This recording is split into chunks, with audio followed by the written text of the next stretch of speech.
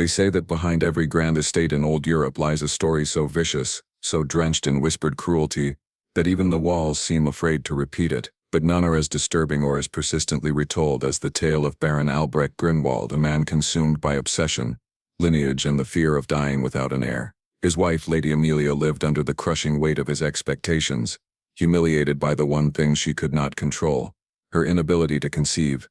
As months turned into years, the Baron's desperation twisted into something far darker. Servants spoke of his temper, guests noticed the trembling in his wife's hands, and the villagers kept their children away from the estate long before dusk. But no one imagined the horrific decree he would eventually issue, an order that would drag 9 enslaved men into a nightmare they never chose, thrust Lady Amelia into a position she could never have refused, and stain the estate with a secret so atrocious that even today, locals refuse to speak of it after sunset. Yet the darkest part wasn't the Baron's command. It was what happened after Lady Amelia finally became pregnant, for on the very night the first signs of life stirred within her, the Baron made another decision, one so merciless, so cold-blooded that every portrait of him was later ordered removed, and every record of those 9 men was erased as if they had never existed. And still their story refuses to die. The story of the Baron's obsession began long before anyone realized how deep his desperation truly ran. At first it appeared no different from the concerns held by many aristocrats of his era, anxieties about lineage inheritance and the preservation of a family name that had endured for centuries. But for Baron Albrecht Grünwald, these anxieties grew into an all-consuming fixation that shaped every breath he took, every decision he made, and every interaction between him and his wife, Lady Amelia. Their marriage had begun like any other arranged union among noble households. He was a man of broad influence and old money. She was a refined, educated woman known for her grace and intelligence. In the early years they were often seen walking the gardens together, exchanging polite smiles, presenting a united image to visitors who praised them as the future strength of the Grünwald estate. Yet behind closed doors the estate's corridors carried the faint echoes of tension, unlike anything the outside world could imagine. As time passed without the sound of an infant's cry within the estate's walls, the Baron's calm exterior began to crack. Servants recounted how he would wander through the nursery that had been prepared even before the wedding, running his fingers along the carved crib as though trying to summon a child into existence through sheer will. When Lady Amelia failed to conceive in the first year, he reassured her gently, though his eyes betrayed something sharp beneath the surface. By the second year, that gentleness had thinned. By the third, it had withered entirely. The estate's staff learned quickly to avoid eye contact when the Baron left the physician's chambers in silence. Every month brought another mixture of hope, disappointment, and rising anger. Lady Amelia felt this weight pressing on her in ways she could never speak aloud. Each time she approached the Baron with hesitation, offering comfort or a soft word, he would respond with polite nods that felt rehearsed, distant, as though speaking to a woman who had somehow failed him. She carried the shame quietly, not because she believed she was at fault, but because she had been taught her entire life that a noble woman's purpose extended beyond companionship and beauty. Behind the curtains of their bedroom she often cried where no one could see, wiping her tears quickly whenever footsteps approached outside the door. Still, she carried herself with dignity in public, never allowing her inner turmoil to seep into her posture or expression. The outside world saw only elegance, unaware of the invisible chains tightening around her. Meanwhile, the Baron's obsession began to spill into areas it had no place to reach. He pressured physicians, demanded second opinions, and sought out traveling healers who promised remedies, potions, and methods whispered with uncertainty. He filled the estate with books, some medical, some spiritual, some bordering on the strange and old world. Each offered a reason, an explanation, or an excuse he could cling to. Servants whispered that he had begun spending long nights locked inside his study, surrounded by candles, staring at diagrams of family trees and ancient manuscripts that seemed older than the estate itself. Some claimed they heard him speaking to himself, muttering about fate, legacy, and divine injustice. Others swore they sensed something unsettling in the air after one of his late-night sessions, as though the house itself recoiled from the intensity of his thought. Lady Amelia noticed the change in him long before anyone else did. His once lively eyes had grown darker, more focused, as though he was constantly calculating something just out of reach. He ate less, slept less, and rarely engaged her in conversation unless it concerned their lack of children. Though she longed to comfort him or remind him of the life they still shared, he seemed to drift further from her each passing week. The worst moments were the ones filled with silence. The Baron would sit at the edge of their bed, staring at the floor as though expecting it to offer answer. Lady Amelia would lie beside him, unsure whether to speak or remain still. The air felt fragile, like one wrong word could shatter whatever remained of their union. Rumors began to spread beyond the estate's wall. The villagers who once admired the couple now whispered about the Baron's increasingly erratic behavior. Some said he had become cursed. Others believed the family bloodline was haunted by a secret sin from generations past. Travel merchants recounted how he had approached them with strange questions, asking about remedies practiced in lands far beyond Europe, searching for anything that might grant him what nature withheld. Even the church noticed his absence from Sunday services, a detail that did not go unnoticed by a community deeply rooted in tradition. Behind all the whispers, Lady Amelia endured the pressure alone. Each morning she prepared herself for the possibility that the Baron might bring another physician, another ritual, another desperate attempt disguised as hope. She walked through hallways filled with portraits of past Grunwald heirs, all of whom seemed to stare down at her with silent judgment. The staff, though sympathetic, could do nothing but bow their heads when passing her. They admired her composure, unaware of the battles she fought internally each day. Over time, the estate itself seemed to reflect the tension between them. The once vibrant gardens grew quiet as fewer gatherings were held. The dining hall, once filled with laughter and lively conversation, now echoed with emptiness as the Baron isolated himself. Visitors stopped coming except for the occasional doctor summoned by urgent request. The atmosphere thickened with worry, fear, and anticipation, as though everyone sensed that something terrible was approaching. But the Baron's obsession did not plateau. It escalated. He began documenting every detail of their lives, recording dates, moods, and actions with scientific precision. He studied Lady Amelia's daily routines, her health, her diet, even the time she spent walking in the garden. It was no longer a husband hoping for a child. It was a man consumed by the belief that fate had wronged him, determined to seize control by any means necessary. And as his desperation deepened, the boundary between reason and madness blurred in ways no one could stop or fully understand. The turning point in the Baron's descent did not come from within himself, nor from Lady Amelia's quiet suffering, but from the moment he began to rely on voices far outside the boundaries of reason. When the estate's regular physicians exhausted every explanation and every treatment, the Baron did not accept their conclusions as true. Instead, he dismissed them one by one, convinced they lacked the imagination or courage to explore what he believed must be deeper causes. It was then that he began to gather a council unlike anything the estate had ever seen before. It started innocently enough. He invited a respected physician from a neighboring region, who specialized in rare conditions. The man wore spectacles that glinted under the lamplight and carried books filled with medical theories far ahead of their time. But even his meticulous examinations and cautiously optimistic suggestions failed to satisfy the Baron. The physician left the estate with a generous payment,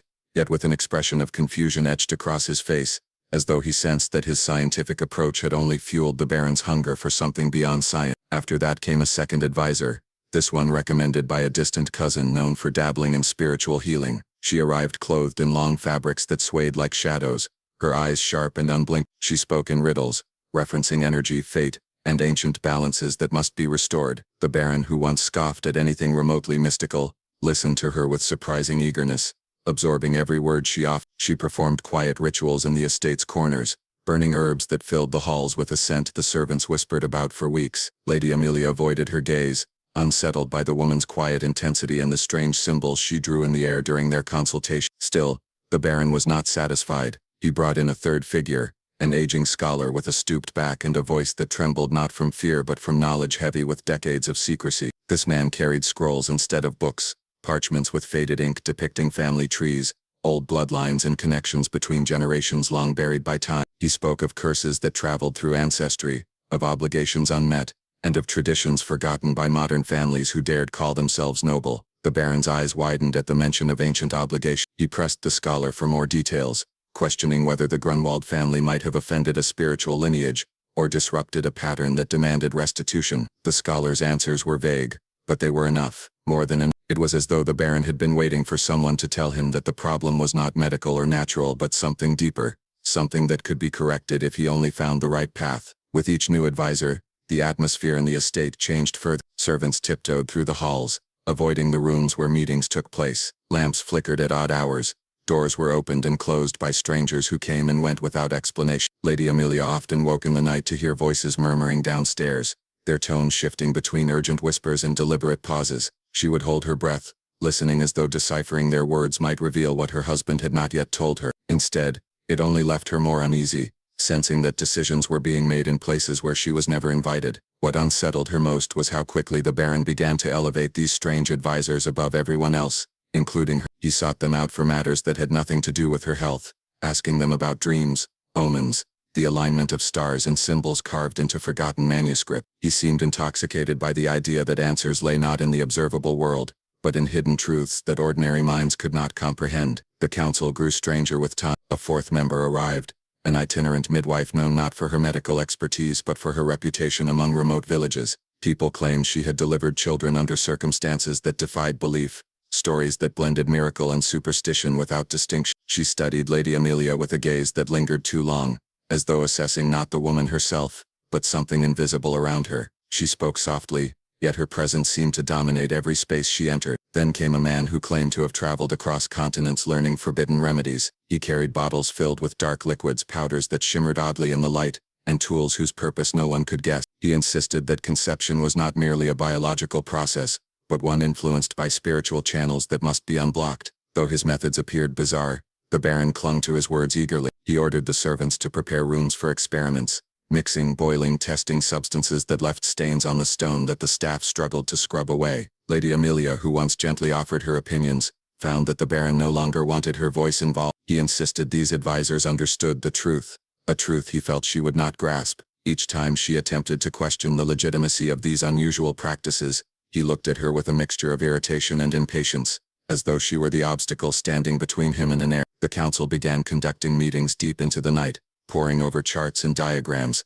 cross-referencing ancient practices with the Baron's expectations. They debated lineage, purity, balance, and what they called the unlocking of potential. Their words echoed eerily through the floorboards, reaching Lady Amelia at hours when no one should have been awake. It was clear that the Baron believed he had surrounded himself with genius, yet to the servants and even to some of the more cautious council members, a sense of foreboding lingered. The fifth member, a pale, quiet man who claimed to be a researcher of rare conditions, would often leave meetings with his jaw clenched tightly as though suppressing concern. The woman with the drifting fabrics would watch him closely, her narrowed eyes suggesting she sensed his. But the Baron was blind to these undercurrents. To him, the council represented possibility, hope, and the promise of something extraordinary. He treated them like prophets rather than outsiders. The estate shifted around them as though reacting to their influence. Doors that had been nailed shut for decades were opened. Locked cabinets containing old family records were brought out for examination. Candles burned constantly in areas that had once been dark, their flames casting long, trembling silhouettes across the walls. At the center of all this stood the Baron,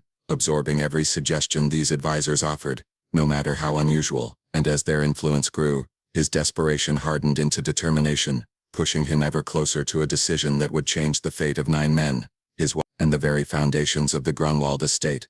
The selection of the 9 enslaved men did not begin as a single moment, but as a series of quiet, unsettling shifts within the estate, changes subtle enough that most servants noticed only fragments, but significant enough that when pieced together, revealed the Baron's growing fixation on an idea no one dared voice aloud. It began with new records being requested from the lower quarters, lists of names and ages that had nothing to do with labor assignments or routine management. The steward, who had served the family for decades, grew visibly uneasy as the Baron demanded details about the men far beyond ordinary classification, their backgrounds, their physical attributes, their ancestry, and even their health history. To the steward, it was clear these inquiries were not administrative. They carried a strange weight, as though the Baron were hunting for something precise, something he believed only certain men possessed. The enslaved men sensed the shift long before they understood. Conversations around the communal fires became tense as rumors spread of being summoned to the main house for strange assessments. Some were called into brightly lit rooms where unfamiliar physicians, those brought by the Baron's new council, asked them questions that made little sense. They were examined not for injuries or illnesses but for traits that seemed arbitrary: the steadiness of their breathing, the clarity of their eyes, the firmness of their grip, the shape of their shoulders. Some were measured, others were asked to walk, speak, or stand silently while the council members observed with unsettling intensity. Every test deepened a sense of dread, because none of them could imagine what purpose such scrutiny served. The atmosphere in the lower quarters grew thick with fear. Men who had never been afraid of the Baron's temper now spoke in hushed voices, worried about being chosen for something that no one could properly define. Each time one of them was summoned, the rest waited anxiously for his return, sometimes crowding around him, desperate for answers that he could not give. The uncertainty gnawed at them more than any punishment ever had, because it was not rooted in known consequences but in a vast silent unknown. For days the Baron and his council reviewed their findings. The advisors debated behind closed doors, their voices rising and falling like tides, the sound muffled but unmistakably urgent. The Baron walked the halls with restless energy, pacing as though rehearsing a decision he already knew he would make. Servants caught glimpses of him through open doorways, kneeling over maps of the estate, or tracing notes written in his own hand, muttering to himself about patterns and possibility. Whatever criteria he used to select the 9 men, it was driven by something only he and his council fully understood. When the final group of 9 was chosen, it happened quietly without announcement. A messenger was sent to the lower quarters with instructions that the selected men were to report to the central hall at dusk. The messenger's voice trembled slightly as he read their names, and the moment the list was spoken, a tense stillness settled over everyone present. The 9 men exchanged glances filled not with defiance but with a resigned fear, an understanding that refusal was impossible and that compliance might bring consequences none of them wanted to imagine. Yet they did not protest because the estate was a world built on hierarchy and the Baron's word was absolute.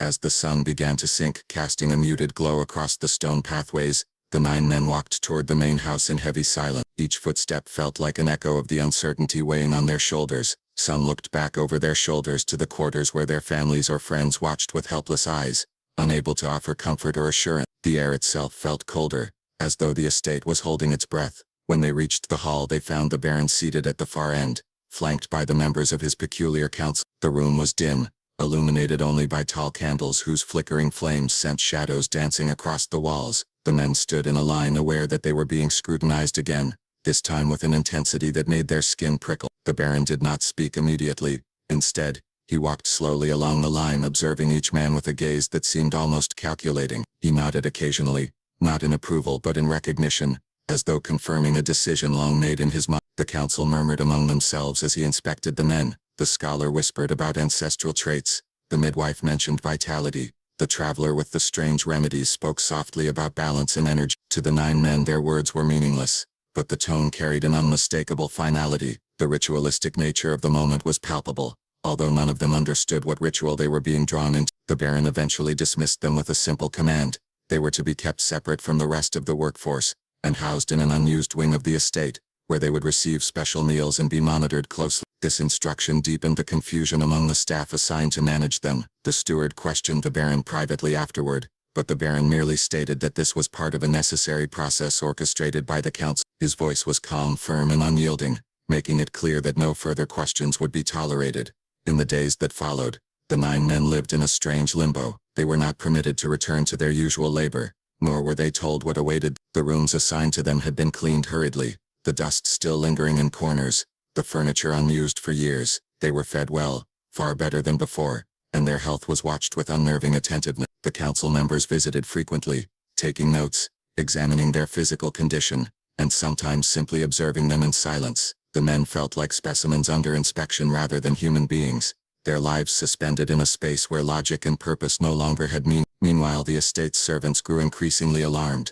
They whispered about the council's presence in the abandoned wing late at night, their voices drifting through the halls in languages or dialects no one recognized. Strange symbols were found drawn in chalk near doorways, erased before anyone could study them. Food trays left in the hallway for collection would sometimes disappear without explanation, only to reappear hours later untouched. The air itself seemed heavier near that part of the estate, laden with an oppressive tension that made even the bravest servants avoid passing too close. Lady Amelia sensed that something was happening, though no one dared tell her. On more than one evening she saw shadows moving in the direction of the abandoned wing, and heard murmured voices carried by the wind. She approached the Baron cautiously, hoping he might confide in her, but he dismissed her questions with a cold composure that left her feeling more isolated than ever. It was clear that she was being kept in the dark, not merely as a matter of propriety but because the Baron's plan had evolved into something he believed only he and his chosen council were capable of understanding. The 9 men continued to wait, trapped in a strange and silent anticipation, unaware that their selection was not based on merit or favor, but on the Baron's growing conviction that they were pieces in a design shaped by desperation.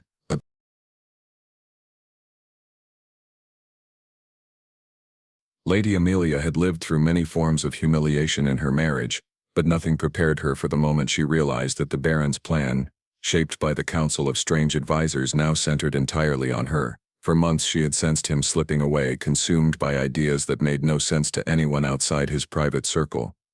She had endured the silent dinners, the sleepless nights, the endless examinations by unfamiliar physicians whose cold hands and colder eyes offered neither comfort nor clarity. Yet even then she believed the worst he could do was impose harsh expectations and emotional distance.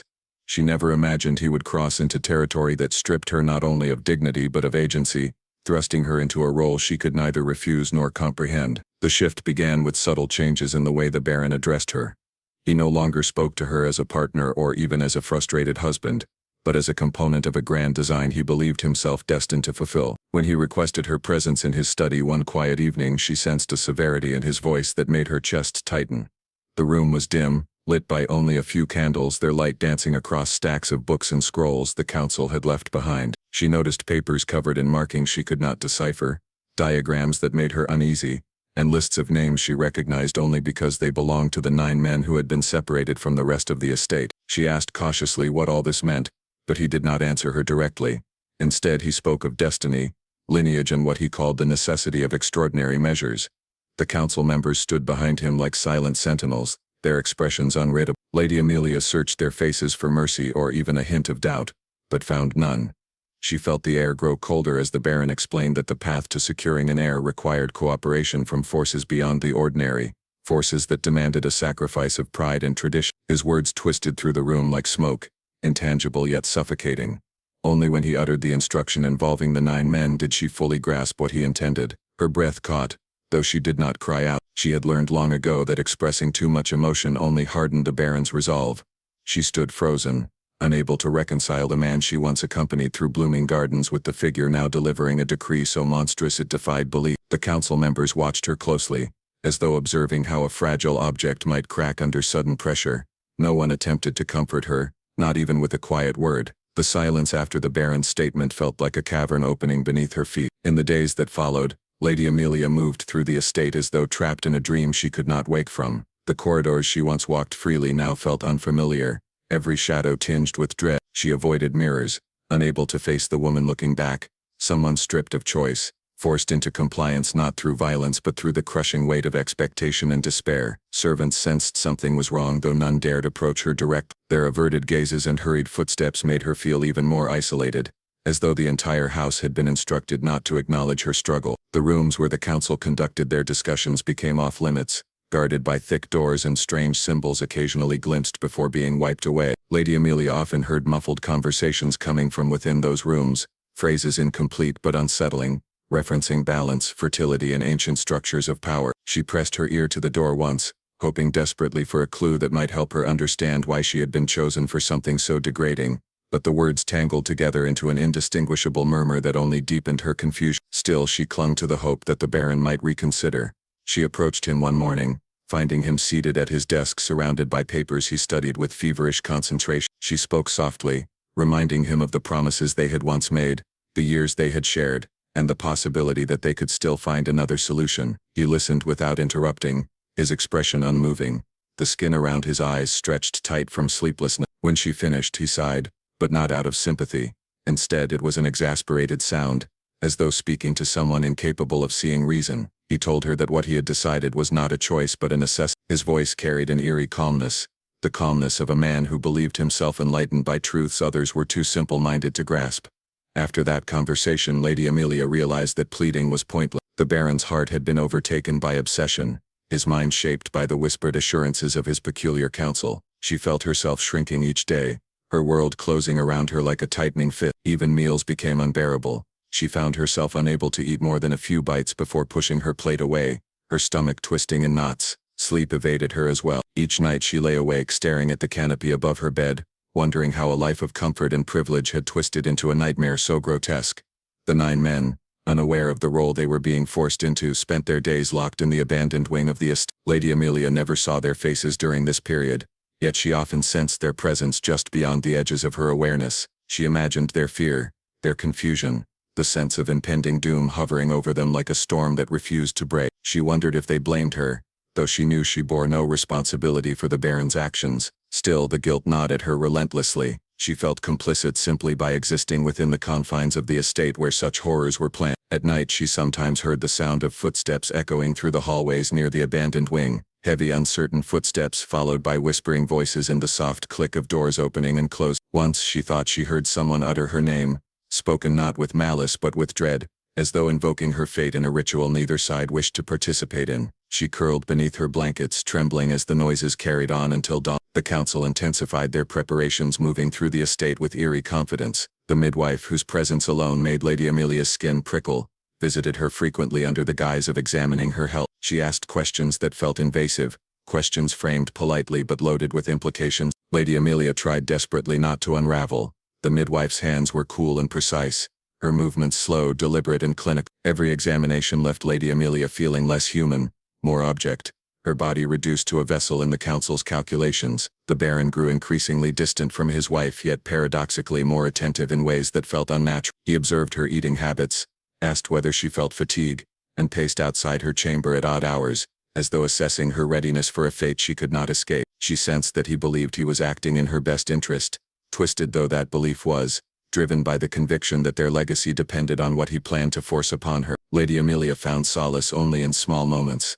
Brief walks in the garden at dawn when the estate was quiet and the weight of her reality felt temporarily suspended. She would pause beneath the old oak tree, pressing her palm against its rough bark, grounding herself in a world that existed before the Baron's madness. But even the garden began to feel tainted as she realized that no part of the estate remained untouched by the looming horror unfolding within its walls. As the council's preparations reached their peak, Lady Amelia felt time moving around her with a slow, suffocating inevitability, drawing her step by step toward an ordeal she had never imagined could be demanded of any woman, especially by the man who once vowed to protect her. In the months that followed the Baron's decision, the estate began to change in ways that caused even the most rational minds to waver. People who had worked there their entire lives, who believed they knew every creak of the floorboards and every draft that slipped through the old windows, suddenly found themselves unsettled by things they could neither explain nor ignore. It was as if the house itself sensed what was coming, as if its stones and beams absorbed the tension spreading through its halls and exhaled it back as something colder and more tangible. No one could say when the first strange sign appeared. Some claimed it began with the sudden behavior of the animals. The horses, usually calm and obedient, grew restless in their stalls. They kicked the wooden walls, snorted at empty corners, and refused to let unfamiliar council members come near them. One stable hand whispered that he saw all the horses turn their heads at the same moment, staring at a darkened space as though something stood there, invisible to human eyes. The dogs, too, barked at shadows and refused to enter the abandoned wing where the 9 men were kept. They whined and pulled away from their handlers, tails tucked, ears flat, as though stepping inside would place them in danger no one could see. Then came the issue with the lamps. Servants reported that certain lamps would flicker violently whenever they passed the corridor leading toward the wing, not once or twice but consistently, as if reacting to the presence of something unseen. No matter how many times the wicks were adjusted or the oil replaced, the flame sputtered when anyone carrying it walked near that section of the estate. At first the staff blamed drafts or faulty maintenance, but the pattern repeated too precisely to be dismissed. Some swore that even candles behaved strangely, burning slower or faster depending on which room they were taken into. The housekeeper, who prided herself on logic, found her certainty slipping as she watched a candle melt unevenly, the wax dripping in a shape that resembled a crude symbol she had seen chalked near one of the council's meeting rooms. Strange marks began appearing on the walls, faint at first, as though drawn by a hesitant hand. The chalk symbols were not in any language the servants recognized, though they bore enough resemblance to letters that they appeared intentional. Sometimes they were wiped away only to return the next morning, slightly altered or multiplied. At other times they were carved faintly into wood, the grooves shallow but unmistakable. When the steward mentioned them to the Baron, he was met with a cold assurance that these markings were part of a necessary process, a sign that the council's preparations were proceeding correctly. He was told to leave them undisturbed, a command that chilled him more than the symbols themselves. Even the weather around the estate began acting peculiarly. While the village beyond enjoyed typical seasonal rhythms, the air around the Grunwald property felt strangely cold even on warmer days. A fog would settle over the grounds without warning, thin yet persistent, hugging the earth in a way that made the estate look isolated from the rest of the world. Gardeners complained that certain plants wilted suddenly, their leaves browning overnight without disease or drought to blame. Others grew unexpectedly fast, twisting toward the windows of the abandoned wing as though drawn by something within.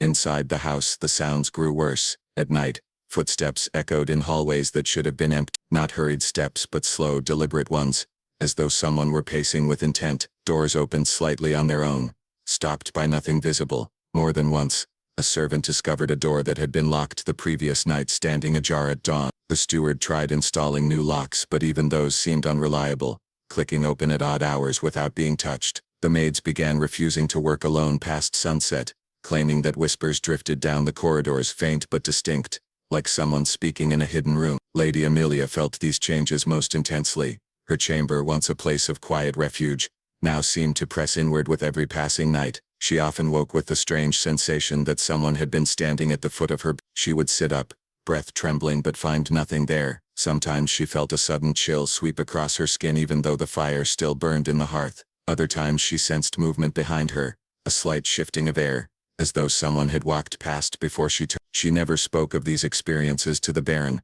for she knew he would interpret them not as warnings, but as confirmation that his plans were unfolding exactly as they should. The 9 men in the abandoned wing also noticed the strange occurrence. Though they were kept isolated, they spoke among themselves of the sudden temperature drops, of sounds in the night that seemed to come from behind the walls rather than from the corridor. They reported hearing knocking, sometimes faint, sometimes urgent, without any pattern to when or where it happened. One man claimed he heard breathing in the darkness, not his own, slow and steady, as though someone were inches from his face. Another swore he saw a figure move past the barred window of his room, though no one could have been outside at that hour. The council members appeared unaffected or perhaps deliberately unfazed. They moved through the estate with an eerie calm, acknowledging the disturbances not with fear but with satisfaction. The midwife seemed especially attuned to the strange shifts, pausing occasionally in the hallways as though listening to something others could not hear. The traveling remedist carried his vials and powders with increased frequency, muttering that balance was shifting and the estate was aligning itself. The scholar continued poring over his old scrolls, some of which began curling at the edges as though touched by moisture that did not exist. One evening a maid claimed she saw a reflection in a window, a shape standing behind her, far taller than any person in the room. She dropped her stack of linens and fled, refusing to return even when the steward scolded her. Another servant reported that he smelled smoke near the Baron's study, but when he entered, the scent vanished entirely, replaced by an overwhelming silence. A footman found all the clocks in one wing stopped at the same hour, though none had been wound or touched. The village nearby began whispering about the estate as well. Travelers reported seeing faint lights moving in patterns across the upper windows, lights too steady to be candle flames. Some claimed they heard a low hum carried on the wind, a sound like chanting, though no one dared investigate. Word spread that the Grunwald estate was once again involved in something unnatural, stirring old superstitions tied to the family's history, superstitions most people had long forgotten but never fully dismissed.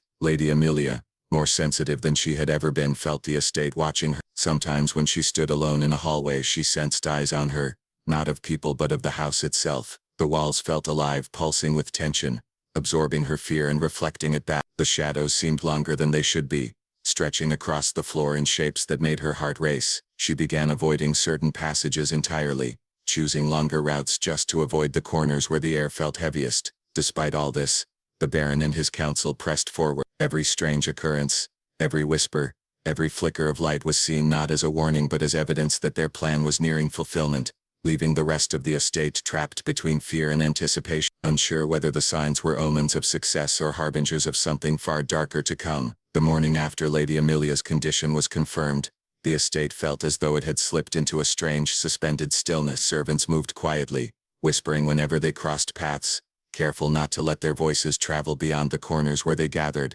They knew before anyone told them. News traveled through the house not by announcements but by the change in the air, by the way the Baron's footsteps echoed differently across the floor, harder, more decisive, filled with a force that made even the bravest attendants cautious. For the first time in years, the Baron walked through the halls with something that resembled pride, but beneath it lay a heaviness that even the least perceptive among the staff could sense. The advisors he had gathered over the past months moved behind him like shadows, their expressions unreadable, their eyes tracking every detail as though the walls themselves were part of a larger puzzle that only they could interpret. Lady Amelia remained in her chamber, resting under the instructions of the midwife who had taken a near-constant position at her bedside. The midwife kept the curtains closed, insisting that light could disrupt energies she claimed were delicate in early gestation. Amelia didn't argue. Her voice had grown quiet from exhaustion and the emotional weight of the ordeal she had endured. She lay there listening to muffled footsteps, trying to decipher what they meant, trying to sense whether the estate had shifted toward relief or something far more troubling. She felt life forming within her,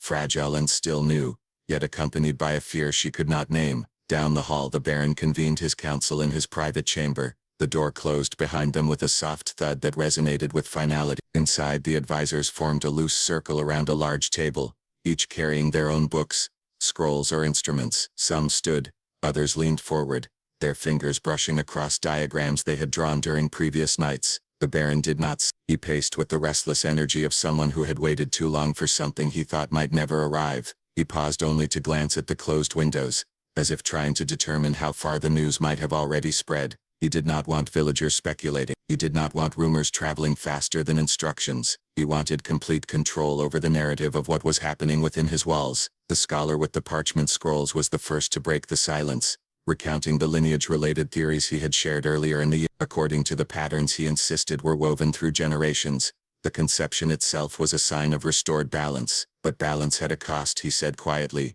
and the words hovered in the air like dust caught in sunlight. The Baron's eyes darkened, and he demanded specifics. But the scholar could offer none without drifting into vagueness. The spiritual healer, with her unblinking eyes and drifting fabrics, stepped forward and laid her palms flat on the table. She spoke of cleansing, of rituals needed to secure the future of the unborn child, of ensuring that outside influences did not interfere with what they had finally achieved. Her voice was calm, but the undercurrent beneath her words held a warning. The traveling remedy maker chimed in. He paced his fingers along a set of strangely shaped vials, claiming that fragile beginnings must be protected from contamination, not just physical but spiritual, symbolic, and ancestral. He explained that the estate had been filled with conflicting energies for months, energies conjured by the gathering of the 9 men, and the violent emotions surrounding their presence. He warned that such energies lingered, that they could influence outcomes if left unchecked. The Baron listened, absorbing each word as if collecting pieces of a puzzle only he could assemble. He asked about the 9 men, though he refused to say their names. He asked whether their involvement created instability, whether their existence itself risked affecting the future, whether their presence near the estate would endanger what he had finally gained. His voice shook with suppressed emotion, something between anxiety and a fierce instinct to protect what he believed was rightfully his. The room fell silent. Even the advisors who usually spoke with absolute confidence hesitated. It was not a question of morality for them.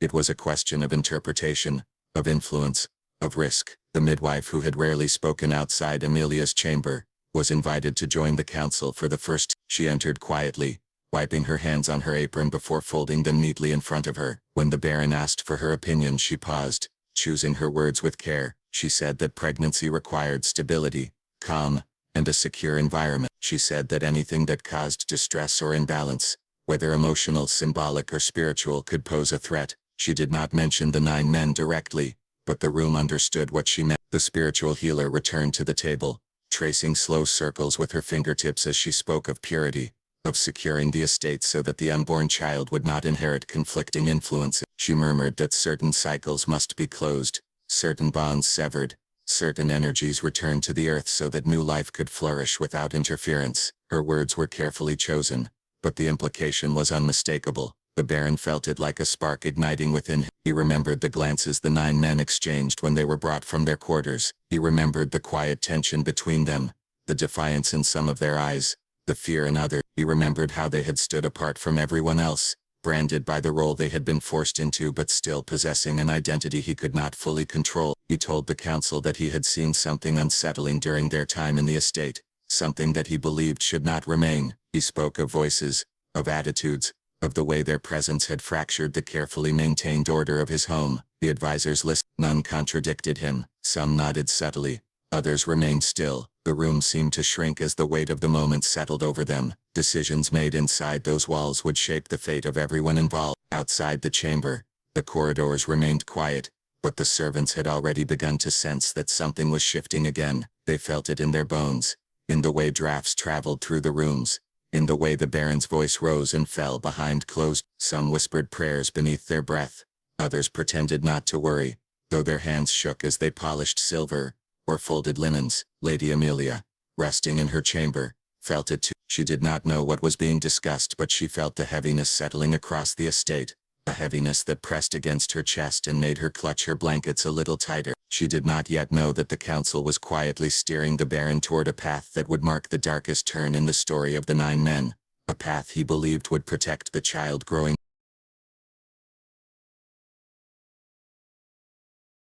The decision was not announced with words but with a silence so heavy that it settled over the estate like a storm cloud preparing to break. It began with the Baron standing at the far window of his chamber, his fingertips pressed against the cold glass as he stared into the early morning fog. The 9 men were being kept in the lower wing, unaware that the council's late-night conclusions had sealed their fate long before dawn touched the horizon. The Baron hardly slept, His thoughts moved in circles, looping back again and again to the same questions, the same fears, the same impulses he no longer tried to suppress. He believed that what he had gained, what Lady Amelia now carried, was something fragile, something extraordinary, something that demanded protection from forces he did not fully understand. The advisors had not directly uttered the words he now contemplated, but their warnings and implications had carved a path he could no longer ignore. He felt as though the estate itself had spoken to him through them.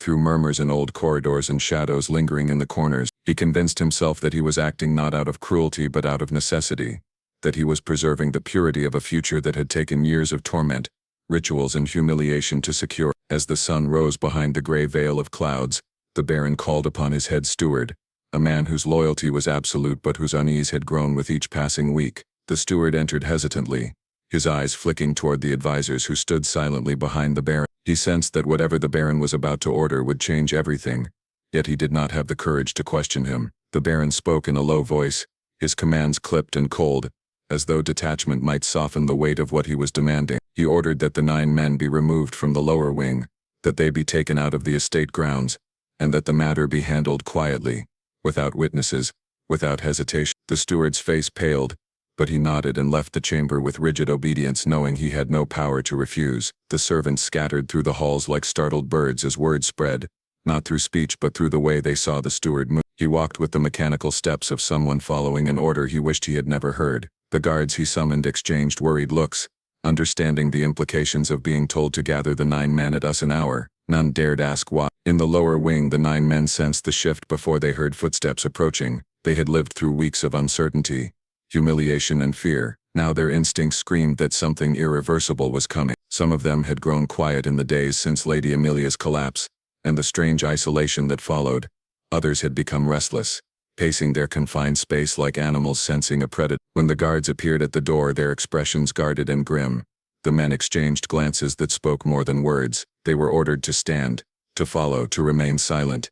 Hands that had endured shackles before tightened into anxious fists. One man stepped back instinctively, his voice breaking as he asked where they were being taken. The guards did not answer, they only gestured forward. The men complied, some trembling, some rigid, some whispering prayers they had not spoken since childhood. The walk through the corridors seemed endless. They passed the dining hall where the long table remained set, but untouched, past the courtyard where the morning's mist swirled like smoke, past windows that revealed the gray sky above, devoid of any warmth. Servants hid behind doorways watching with wide eyes. A few clutched rosaries, others covered their mouths to suppress gasps. Some looked away entirely, unable to witness what they knew was an unspoken funeral march. Inside her chamber, Lady Amelia woke to the faint echoes of footsteps below. She felt her heart quicken. She did not know the details, but she sensed with painful clarity that something terrible was unfolding. The midwife urged her to rest, murmuring about her health, but Amelia's eyes drifted toward the door, toward the sounds fading into the distance. The midwife's voice softened further,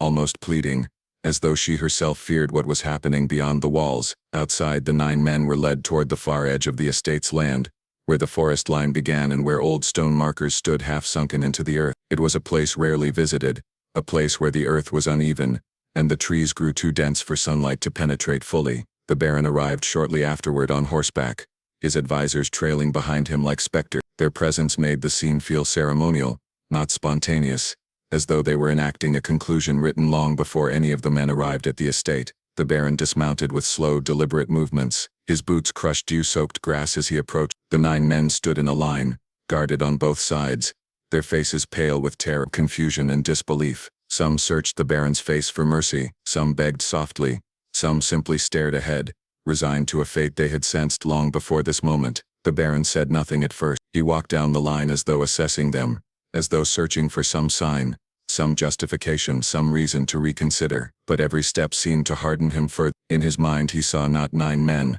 but 9 links to a past he wanted erased, 9 remnants of an arrangement he convinced himself had been necessary, but must now be purged to ensure a future uncorrupted by reminders of what had been done. He turned to the steward and gave a single nod. The forest absorbed the sound that followed, its branches trembling as though recoiling. Birds scattered from the treetops. Wind swept across the clearing in a sudden violent gust. The advisors stood motionless, their faces unreadable, neither approving nor condemning, simply present as though fulfilling the role they had been summoned to play. The Baron did not watch the entire act unfold, his gaze fixed instead on the distance, On the gray horizon that seemed to stretch endlessly, he stood stiffly, gripping the handle of his riding crop until his knuckles turned white, forcing himself to remain still even as his heartbeat thundered in his ear. When it was done, the clearing fell quiet again. The fog thickened, swallowing the outlines of the trees and softening the edges of the scene. The Baron gave the final instructions in a hollow voice, ordering that the place be cleaned, that nothing remain visible,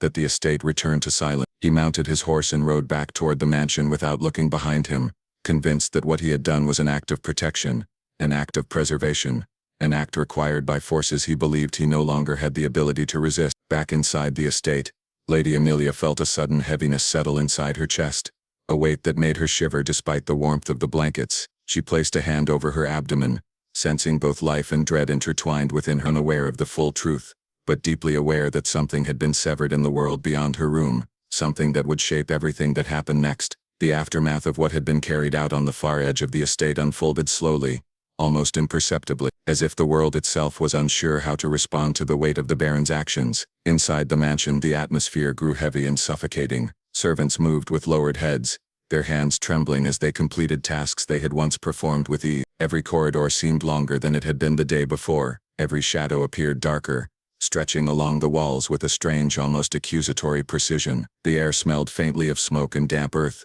though no fire had been lit, and no rain had fallen. Lady Amelia, resting in her chamber, felt the change in every corner of the house. She could sense it in the drafts that passed through her room, in the faint noises carried on the wind, in the way the floorboards seemed to hum underfoot. She did not know the details of what had occurred, but her instincts, sharpened by months of fear and isolation, told her that the estate itself had shifted, that something beyond her control had been completed. She pressed a hand to her abdomen, feeling the subtle life growing within her, and for a moment she allowed herself to hope that despite everything, her child might survive untouched by the darkness outside her door. Yet even that hope was fragile, strained by the knowledge that the Baron's decisions were absolute and irreversible. The council members who had orchestrated the planning and preparation for months gathered once more in the private chamber. Their movements were precise, deliberate and unnervingly calm. No one spoke of what had been done, they only acknowledged the completion with subtle nods, and the faint scratching of quills across parchment as records were updated. Each advisor seemed aware that their presence was necessary to guide the Baron through the next steps,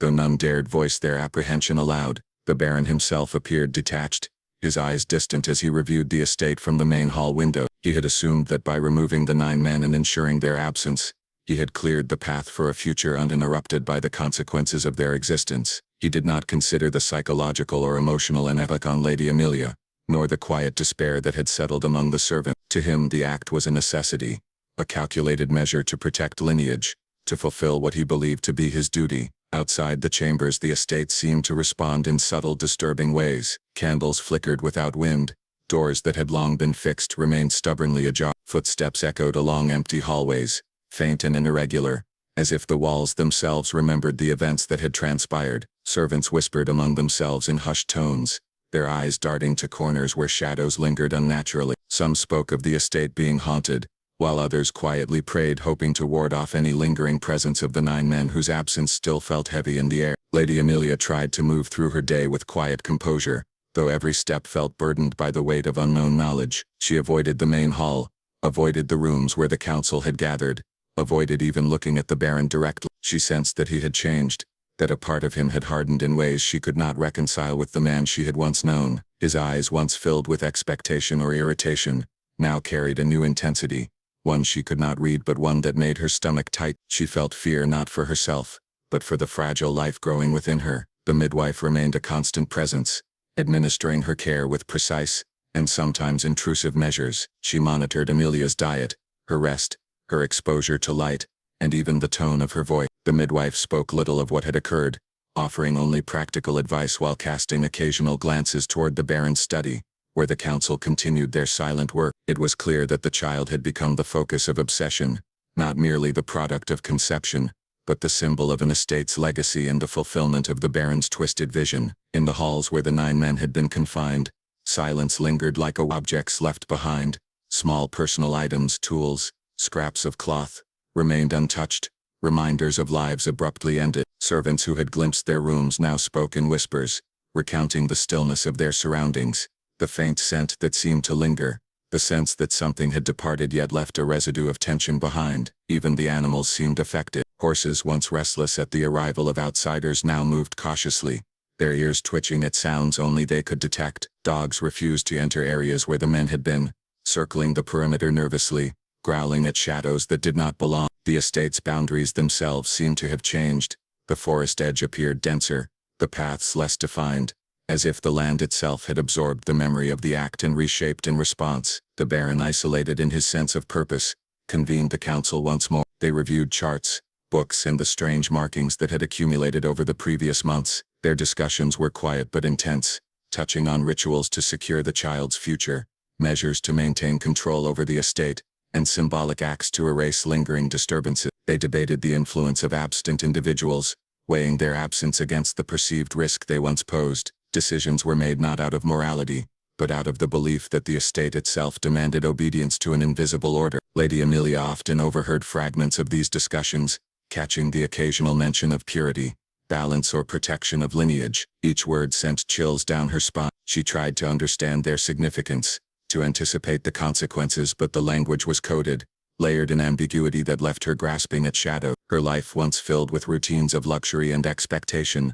had become a landscape of fear and uncertainty, where every sound and every movement might portend another unseen measure taken by the Baron or his advisors. In her moments of solitude, she would press her hand to her abdomen, and imagine the life growing within her, attempting to shield it from the weight of the estate, the fear of the servants, and the obsession of her husband. The act that had removed the 9 men left ripples that could not be contained. The estate's walls seemed to absorb the memory of what had been done, and in turn reflected it back to anyone who walked through them. Footsteps echoed longer than they should, candles burned unevenly. The wind seemed to carry whispers that were impossible to interpret but impossible to ignore. Even the Baron's presence could not fully mask the tension that now infused every room. Servants who once moved with confidence now hesitated, glancing over shoulders, exchanging furtive looks, and avoiding eye contact with their master whenever possible. Their work continued, but every motion was burdened with the knowledge that an unspoken act of finality had occurred within their walls, and that the consequences, whatever they might be, would linger indefinite. Lady Amelia, despite her attempts to remain composed,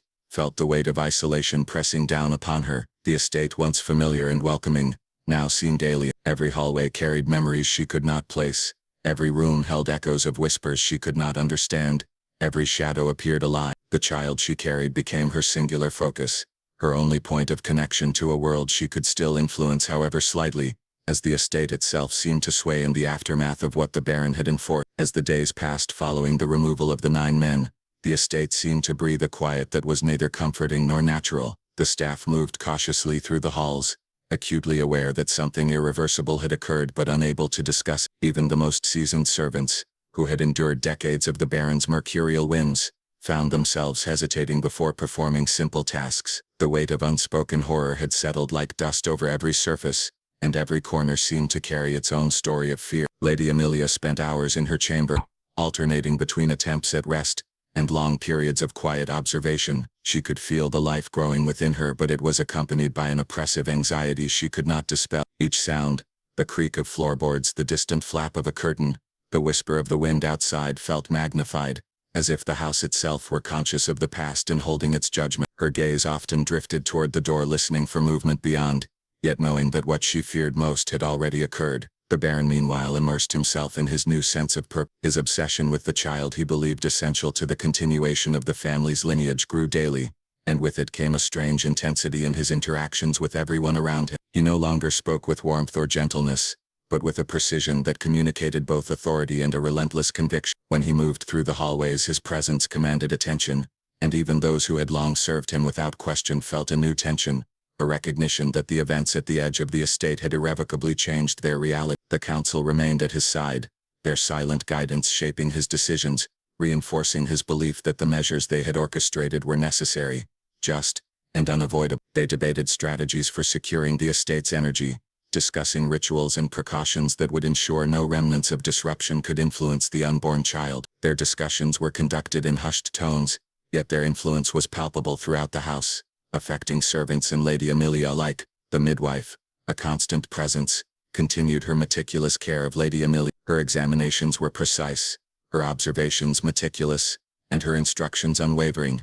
She emphasized the importance of stability, insisting that any emotional or physical disturbance could jeopardize the fragile life within Amelia. The presence of the midwife, though professional and composed, carried an unspoken reminder of the gravity of the Baron's actions, reinforcing the idea that everything surrounding Amelia was now dedicated solely to the protection of what he believed to be the estate's future. Outside the chamber, the estate itself seemed to bear witness to the aftermath. The corridors were quieter, but that quiet was heavy, almost oppressive. Servants moved in careful choreography, their footsteps muffled, their conversations whispered, their eyes constantly scanning for anomalies or reminders of what had been taken. Even the animals behaved differently. Horses remained restless yet subdued, pacing in their stalls as if sensing the absence of the 9 men. Dogs barked at shadows, avoided certain areas, and refused to leave the safety of their handlers. The land surrounding the estate seemed altered as the forest at the edge, once a place of calm and natural rhythm, now appeared tangled and dense,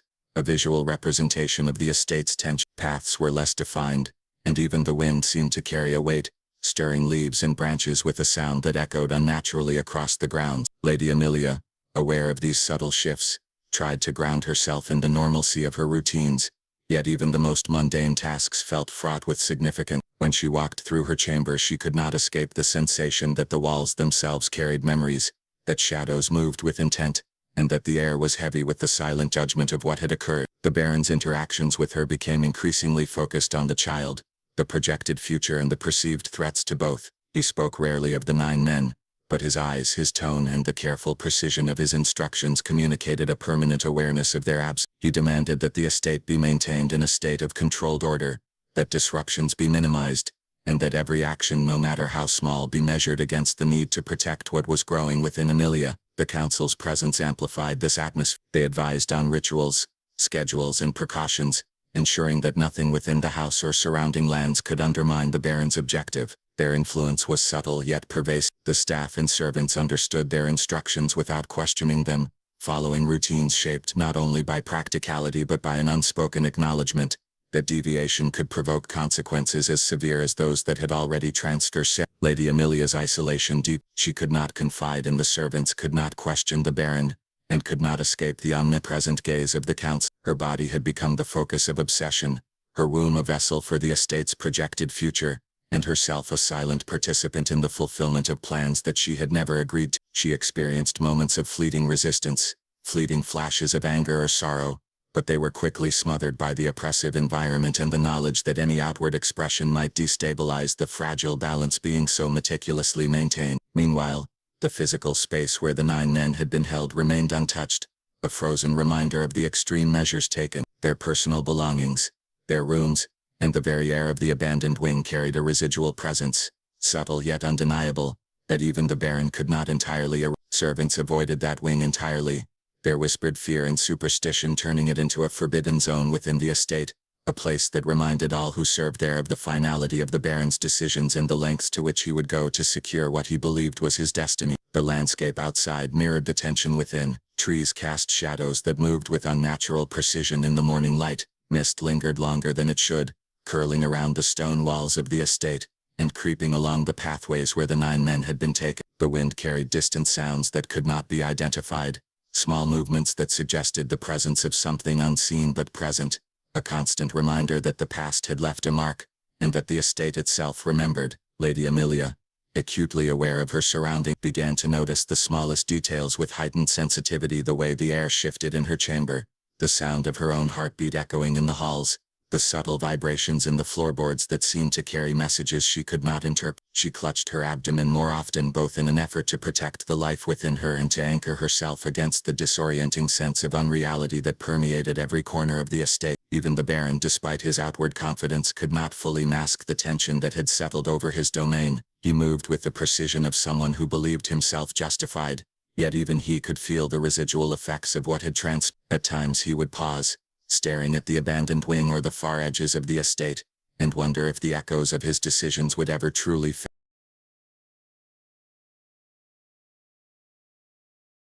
The days after the events at the far edge of the estate unfolded with a quiet so dense it pressed down on everyone who remained within the mansion. Lady Amelia, confined mostly to her chamber, felt each passing hour stretch like a weight across her chest. Even when she tried to focus on the life growing within her, the memory of the absent 9 men, Those whose fate had been sealed by the Baron hovered constantly at the edges of her mind. Every sound, every shadow seemed charged with unspoken meaning, and she could not escape the feeling that the estate itself remembered what had been done. The servants moved through the halls with a muted, careful rhythm. They whispered to one another in low tones, never daring to speak aloud in the presence of the Baron or his council. Tasks were completed methodically, mechanically, as though each motion were intended not only to maintain the household but to conceal any trace of disturbance. Even small mistakes, once inconsequential, now carried a weight of potential consequences. The house seemed transformed by the act of removing the 9 men, each corner and corridor imbued with a lingering tension that no one dared name. The Baron's demeanor had shifted noticeably. He no longer sought to charm or cajole. His interactions were measured and precise, his attention focused entirely on the protection of the unborn child. His presence alone seemed to shape the energy of the estate. The mere movement of his figure through a room enough to make servants pause mid-task. His eyes, cold and distant, scanned the halls as though ensuring that everything down to the smallest detail remained under control. The council remained at his side, their quiet influence guiding his decisions, reinforcing his conviction that the measures taken were necessary, and ensuring that no unforeseen variables could disrupt the carefully constructed environment. Discussions continued behind closed doors about rituals, precautions, and symbolic acts intended to secure the child's future. Lady Amelia, though excluded from most of these conversations, was aware of their significance. She often overheard fragments of dialogue, words like balance, purity, and protection drifting through the corridors or carried by servants too frightened to speak openly. Each word, each intonation pressed further upon her, making the isolation she already felt all the more intense. She found herself more attuned to the subtle movements of the estate than ever before. The way the light fell through the windows, the shifting drafts that seemed to respond to her presence, the quiet creaks of the floorboards beneath invisible weight.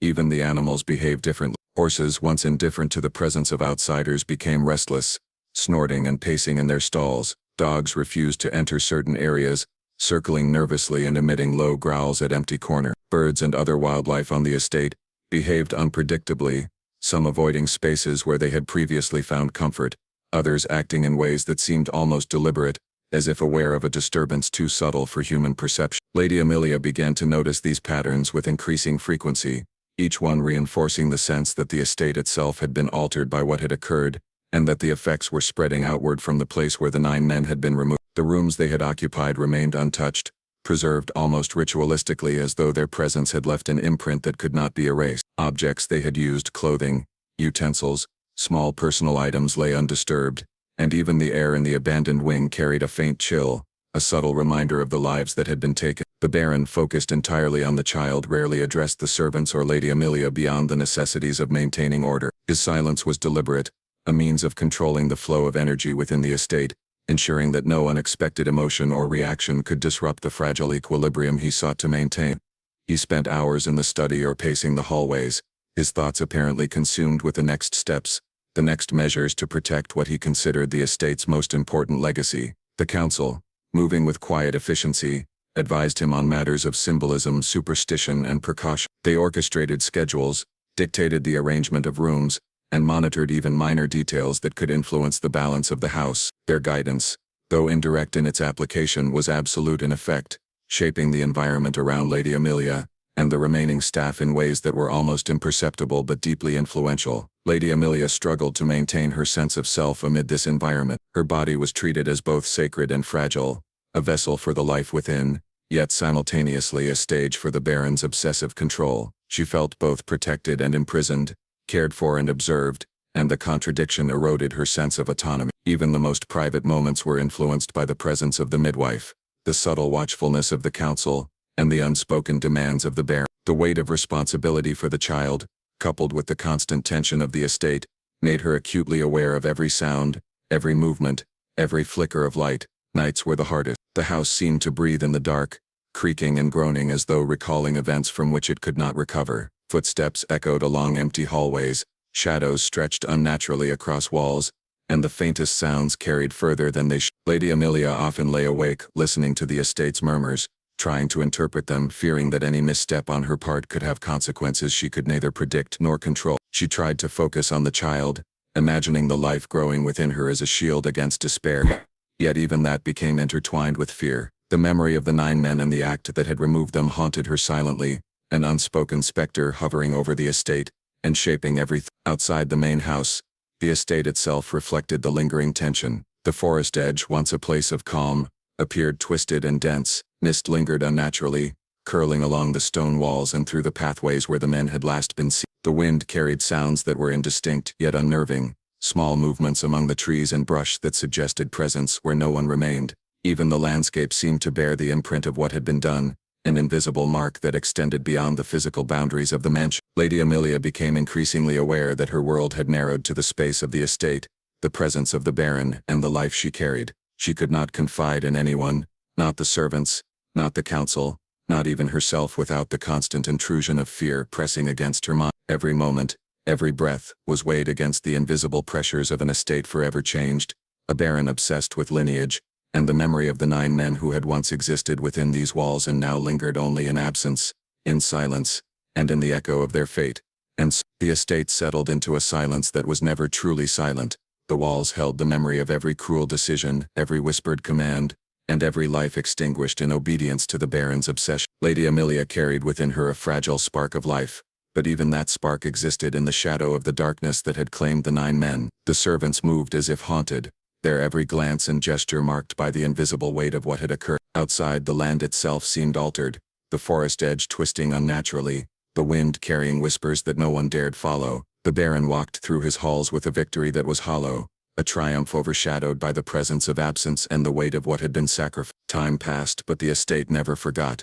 It remembered in the shifting shadows, in the chill of the hallways, in the soft creak of the floorboards, in the faintest whispers that drifted through the rooms at night. The unborn child, the supposed promise of the Baron's obsession, grew quietly in the womb, unaware of the legacy of fear and violence that surrounded it. And somewhere in every corner of the estate, in every shadow and every silent corridor, lingered the echo of the 9 men, voices that would never be heard, lives that could never be reclaimed, and a warning that no act, no matter how calculated, ever truly vanished. For the Baron and for Lady Amelia, for the servants and for the estate itself, the past had been carved in stone, and the consequences would never fade. Every heartbeat, every whisper, every glance in the dark reminded